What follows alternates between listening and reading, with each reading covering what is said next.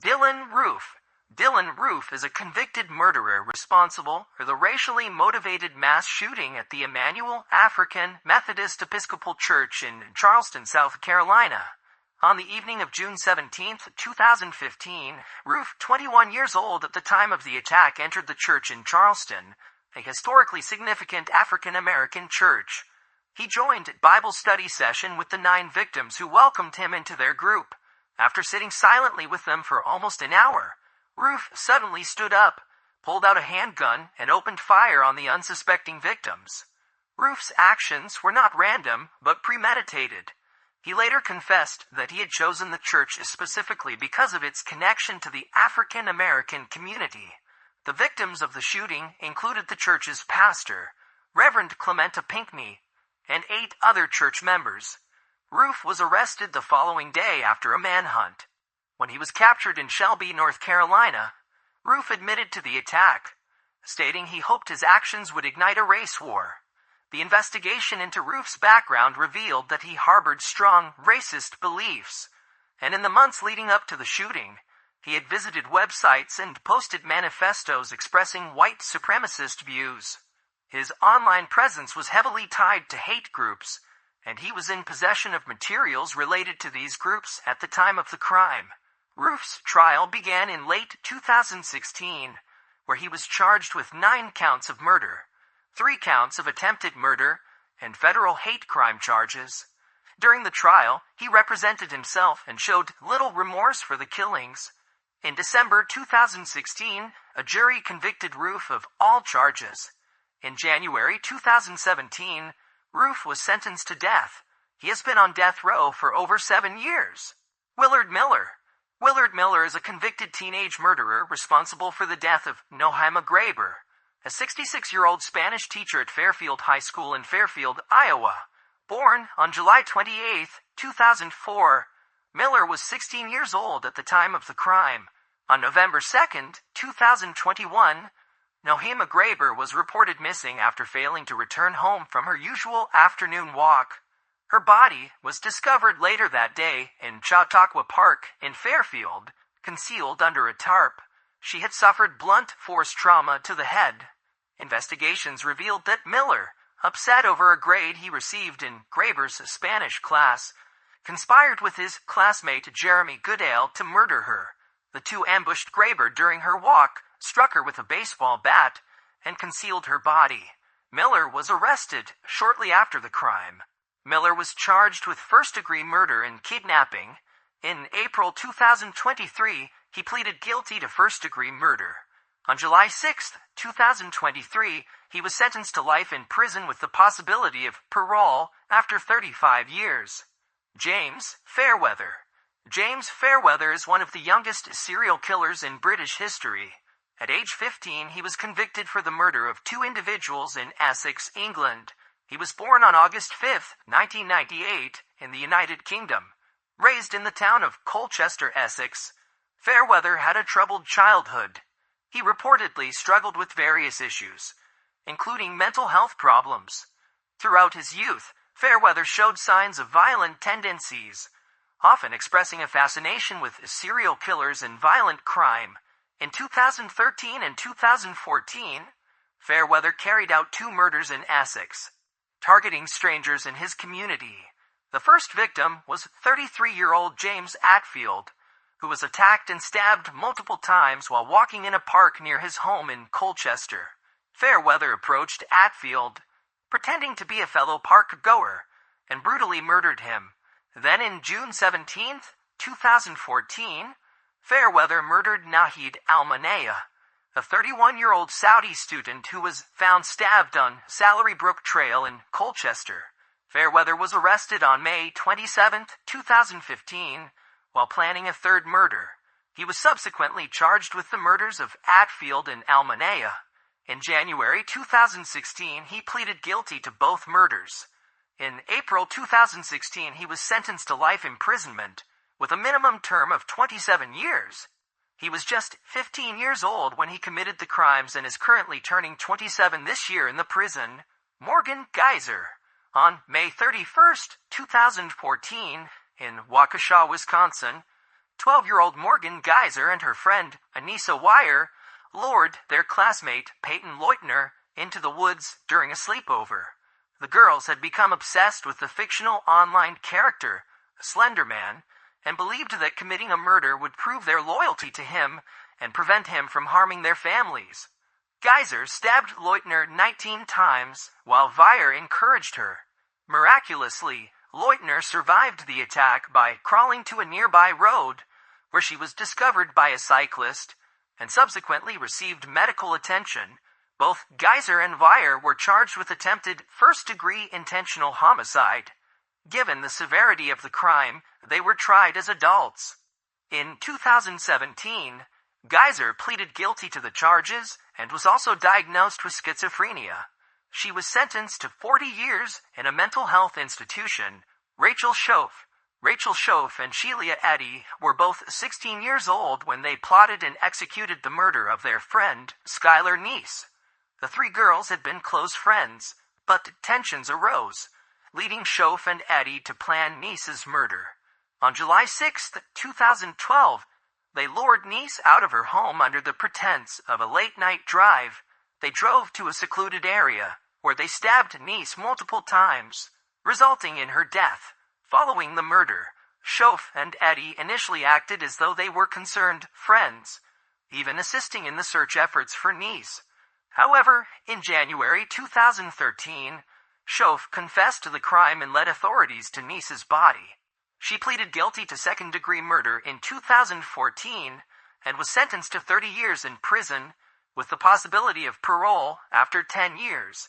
Mackenzie Shirilla, a 19-year-old from Strongsville, Ohio, was convicted for the intentional deaths of her boyfriend, Dominic Russo, 20, and friend, Davian Flanagan, 19, resulting from a deliberate car crash on July 31, 2022. On that day, Shirilla drove her Toyota Camry at 100 miles per hour into a brick building, causing the deaths of the individuals. In August 2023, Shirilla was sentenced to life in prison with the possibility of parole after 15 years. As of January 2025, she has served approximately 1.5 years of her sentence and will be eligible for parole in 2038. After completing the mandatory 15-year term, Dexter Darnell Johnson, born on July 15, 1988, was convicted for the 2006 murders of Maria Aparice, 23, and Huing Go, 17, in Harris County, Texas. At 18, Johnson, along with 4 accomplices, carjacked the couple, forced them into Aparice's vehicle, and drove them to a secluded area. There, Johnson assaulted Aparice before fatally shooting both victims. In June 2007, Johnson was found guilty of capital murder and received a death sentence. Johnson's legal team later argued that he was intellectually disabled. They presented evidence suggesting his IQ was around 70, a level generally considered indicative of intellectual disability.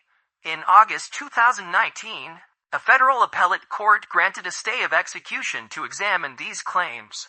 As of January 2025, Dexter Johnson remains on death row in Texas. Renesha Torres. In October 2018, 17-year-old Renesha Torres, along with 17-year-old Nicholas Evans and 18-year-old Khalil Miller, was arrested in connection with the murder of 21-year-old William Tunchez in Gwinnett County, Georgia. The trio allegedly lured Tunchez with the promise of intimate intercourse, intending to rob him. During the encounter, Evans is believed to have fatally shot Tunchez, after which Torres stole his phone. All 3 suspects were charged with felony murder and armed robbery. As of the latest available information, the legal proceedings are still ongoing, and specific details regarding their convictions or sentences were not publicly available. Gregory Ramos, born in 2002, was 15 years old when he committed the murder of his mother, Gail Clevenger, in DeBary, Florida, on November 2, 2018. The incident occurred after an argument over his poor academic performance. Ramos strangled his mother to death and then recruited 2 of his friends, Brian Porras and Jacob Seglarek, To conceal the crime, they assisted in burying her body in a nearby church or cemetery and staging a burglary to mislead investigators. In December 2021, Ramos pleaded guilty to first-degree murder, abuse of a dead body, and tampering with evidence. He was sentenced to 45 years in prison, with the possibility of parole after serving 25 years. Krista Gale Pike. Krista Gale Pike, born on March 10, 1976 in Beckley, West Virginia, is an American convicted murderer who, at 20 years old, became the youngest woman in the United States to be sentenced to death during the post-Furman period. At 18, Pike became jealous of her 19-year-old Job Corps classmate, Colleen Slemmer, whom she believed was attempting to steal her boyfriend. On January 12, 1995, Pike, along with her friends Shadala Peterson and Chandra Whitehead, lured Slemmer to an isolated area near the University of Tennessee campus. There, they attacked Slemmer, taunting, beating, and slashing her, and carved a pentagram into her chest. The assault culminated with Pike smashing Slemmer's head with a chunk of asphalt, resulting in her death. Pike kept a piece of Slemmer's skull as a souvenir. Pike was arrested shortly after the crime and charged with first-degree murder and conspiracy to commit murder. In March 1996, she was convicted on both counts and sentenced to death by electrocution. Additionally, she received a 25-year sentence for the conspiracy charge. In August 2001, while incarcerated, Pike attacked fellow inmate Patricia Jones, attempting to strangle her with a shoelace. Pike was convicted of attempted first-degree murder in August 2004 for this incident. As of January 2025, Pike has been on death row for approximately 29 years. Austin Gregory Myers. Austin Gregory Myers, born on January 4, 1995 in Ohio, was 19 years old when he was convicted for the murder of his 18-year-old friend, Justin Back. In January 2014, the crime occurred in Waynesville, Ohio, during a robbery at Back's family home. Myers and his accomplice, Timothy E. Mosley, planned to steal a safe from the residence. While Mosley was the one who physically killed Back, Myers was convicted for his role in instigating and facilitating the crime. In October 2014, Myers was convicted of multiple charges. He was sentenced to death by electrocution. In May 2018, the Ohio Supreme Court unanimously upheld Myers' death sentence, rejecting his 18 objections to his conviction and sentence. As of January 2025, Myers has been on death row for approximately 10 years. His execution has been postponed multiple times. Conrad Schaefer, born in 1997, was 15 years old when he embarked on a violent crime spree in Osceola County, Florida. During the summer of 2013, over a span of 15 days, Schaefer and his associates committed multiple shootings, resulting in the deaths of 2 individuals. 17-year-old David Guerrero shot while walking to a bus stop in Kissimmee, and 22-year-old Eric Rupnarine killed during a home invasion in Poinciana. In January 2016, Schaefer pleaded guilty to 2 counts of first-degree murder, leading to the dismissal of other charges. He was sentenced to 2 consecutive life sentences without the possibility of parole. As of January 2025, Schaefer has served approximately 9 years of his life sentence. Jakayla Ashanti Williams. Jakayla Ashanti Williams, born in 2005, is a young woman from Dothan, Alabama, who gained national attention due to a tragic incident involving her newborn child. In August 2023, at the age of 18, Williams gave birth to a baby boy at her home, instead of seeking medical care or utilizing Alabama's safe haven law, which allows mothers to legally and anonymously surrender unharmed infants. She placed her newborn in a dumpster outside an apartment complex. The infant's body was discovered in the dumpster. Leading to an investigation, Williams was arrested and charged with capital murder in connection with her infant's death. In May 2024, she pleaded not guilty by reason of mental disease or defect. suggesting a potential defense of postpartum psychosis. As of January 2025, Williams is awaiting trial in the Houston County Jail. Alec McKinney. At the age of 16, McKinney, along with his co-conspirator Devin Erickson, also 18, entered STEM school Highlands Ranch, a charter school located in Douglas County, Colorado, United States, with firearms and opened fire on students. The attack resulted in the deaths of Kendrick Castillo and left 8 others injured. McKinney and Erickson targeted the school in a premeditated attack, and McKinney's actions were driven by his desire for notoriety. And investigators later found out that McKinney had been struggling with mental health issues. McKinney was arrested alongside Erickson. At the time of the shooting, he was a minor, but due to the severity of the crimes, he was tried as an adult. His trial began in 2020. In 2021, McKinney was sentenced to life in prison without the possibility of parole. Michael Shane, Bargo, in April 2011, Bargo, 18 at the time, along with several accomplices, was involved in the brutal murder of 15-year-old Seth Jackson. Jackson had reportedly been in an on and off relationship with one of Bargo's former friends. Bargo, along with his accomplices, lured Jackson to a house in Summerfield, Florida. Once there, Jackson was beaten, shot, and then dragged into a bathtub. His body was dismembered. Bargo and the others attempted to destroy the remains by burning them in an effort to cover up the crime. The nature of the murder was gruesome, with Bargo taking a prominent role in both the physical violence and the planning of the crime. After Jackson's body was discovered, investigators pieced together the events leading up to the murder. Bargo's involvement was quickly revealed, and he was arrested. He was charged with first-degree murder, along with several other accomplices who were involved in the crime. He reportedly showed no remorse for his actions and gave a cold, emotionless confession. In the end, the jury convicted Bargo of first-degree murder.